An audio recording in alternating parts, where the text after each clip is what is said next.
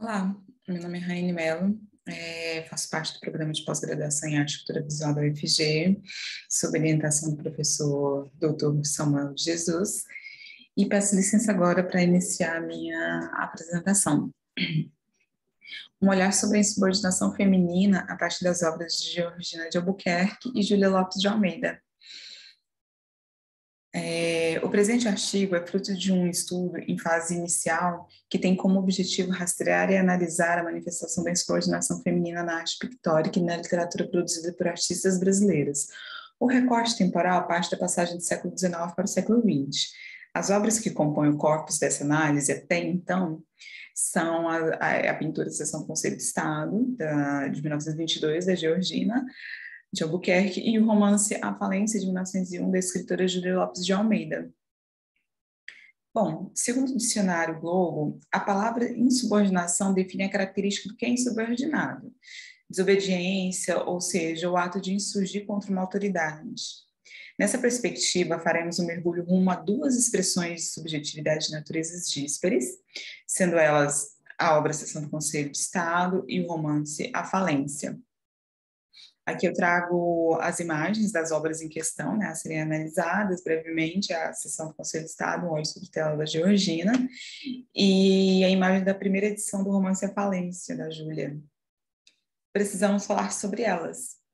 Revisitar e reavaliar todo o conjunto de produções no meio das quais algumas obras e artistas foram entregues ao quinhão de um certo ostracismo histórico, como no caso de Georgina e Júlia, significa, antes de mais nada, uma busca por dar a devida visibilidade, tanto para suas produções, quanto para suas respectivas biografias.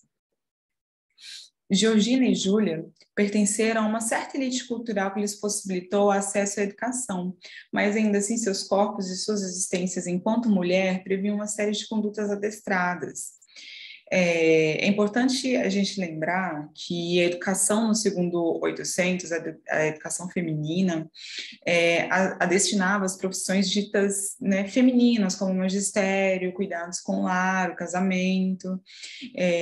A educação das mulheres foi projetada através do olhar masculino, né, que buscava enquadrar essas mulheres em um regime de submissão e obediência, o que, consequentemente, cerceava aí a expressão de suas subjetividades, né? Aqui eu trago a imagem da obra Sessão de Conselho para falar sobre a mulher enquanto agente da história, agente ativa da história. Na obra em questão, podemos observar que as escolhas estéticas da artista foram utilizadas como um dispositivo que questiona algumas narrativas. Georgina, ao escolher pintar uma cena histórica realocando a princesa para o centro da representação de um evento político, a princesa Maria Leopoldina, algo nunca abordado dessa maneira por outros artistas, redireciona o protagonismo da mulher que fora comumente retratada à sombra de seu marido. Na obra, a artista contrapôs, através da representação da figura feminina, a imagem visual, dócil e subalterna da mulher enquanto sujeita à execução dos deveres do lar. Segundo Ana Paula Simeone, em vez de abordar um evento histórico triunfal, como uma cena de batalha, tal como o repertório acerca da pintura histórica nacional poderia lhe sugerir, a artista apresentou um episódio diplomático dentro de um gabinete oficial. Ainda mais distoante é a figura heróica aí representada, uma mulher.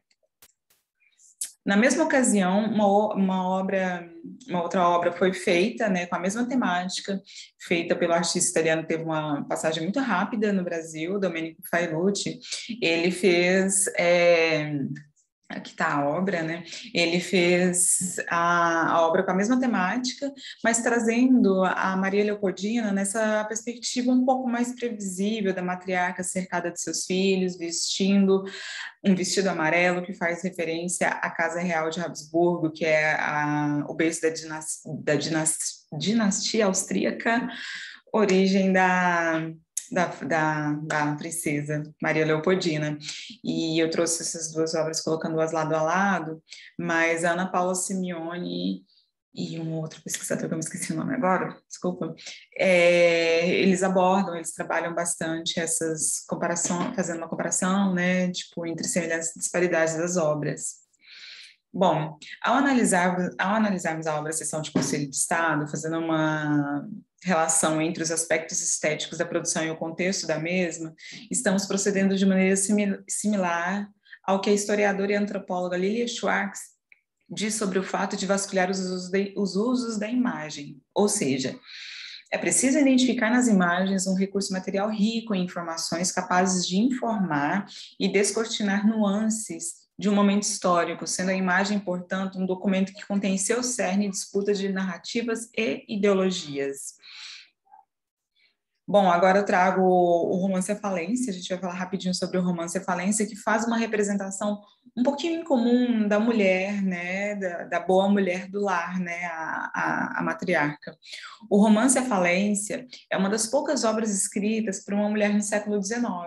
Júlia Lopes figura como um dos nomes negligenciados pela historiografia literária nacional, ao lado de Maria Firmina dos Reis, mulher negra considerada uma das primeiras romancistas brasileiras, Albertina Berta, que em seu romance de estreia Exaltação abordou o espinhoso tema do adultério, e Narcisa Amália, poetisa e primeira mulher a trabalhar profissionalmente como jornalista. Esses são apenas alguns nomes.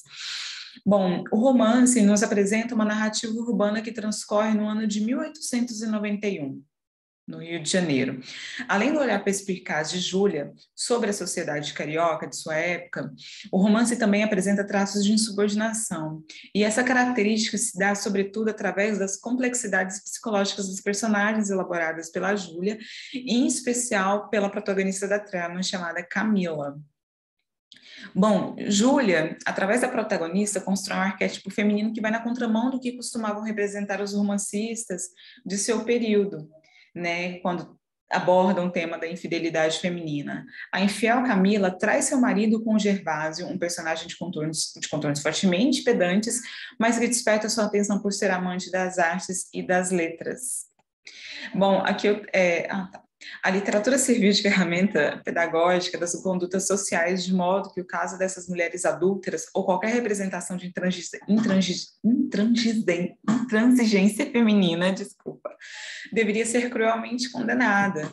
E aí é bom a gente lembrar dos romances, né, populares do século XIX, os romances franceses, que eram completamente obcecados pela temática do adultério, da prostituição feminina, né, a mulher fatal, foram temas trabalhados à exaustão, mas sempre trazendo um fim muito drástico para as mulheres, para as personagens, né? E a Júlia pega um outro caminho, ela retrata a Camila, que é a mulher adúltera, ela é adúltera, mas ela retrata a Camila de uma maneira completamente diferente, né? Todavia, Júlia não pune Camila, nem tampouco se desdobra a analisar e a criticar a conduta moral da sua protagonista. Aqui eu trago um trechinho da fala da Camila para Gervásio, quando Gervásio tenta presenteá-la com um romance clássico do século XIX. Bom, os senhores romancistas não perdoam as mulheres, fazem-nas responsáveis por tudo, como se não pagássemos cara a felicidade que fruímos. Nesses livros, tenho sempre medo do fim. Revolto-me contra os castigos que eles infligem às nossas culpas e desespero-me por não poder gritar-lhes: hipócritas, hipócritas. Leve o seu livro. Não me torne a trazer desses romances. Basta-me o nosso para eu ter medo do fim. É a fala da Camila para o Gervásio, mas que para mim é uma clara fala da Júlia, através da Camila, para os romancistas do século XIX. Bom, Georgina de Albuquerque e Júlia Lopes de Almeida fizeram ecoar em suas obras seus espíritos intransigentes. Observar as obras de Georgina e Júlia é substancialmente uma forma de resistência frente ao modelo de uma história hegemônica, androcêntrica, que construiu e ainda insiste em construir narrativas de apagamento seletivo da história, fazendo desbotar, diante da historiografia, a arte produzida por mulheres. O esquecimento é sintomático, e ele está para as relações de poder provenientes do patriarcado, assim como o anjo do lar está para a manutenção da subordinação feminina. Bom, aqui eu trago duas imagens, né? Um autorretrato da Georgina de Albuquerque e um retrato da Júlia Lopes, como uma forma de tentar fazer com que nós para a gente conhecer melhor, né, essas artistas por trás dessas obras tão emblemáticas, mas que infelizmente está um pouquinho empoeirada ali nas prateleiras da historiografia. Eu acho que é muito importante a gente conhecer tanto as obras quanto as autoras, as mulheres por trás dessas obras. E é isso. Muitíssimo obrigada pela atenção, pela oportunidade. Até mais. Aqui está um pouquinho das minhas referências.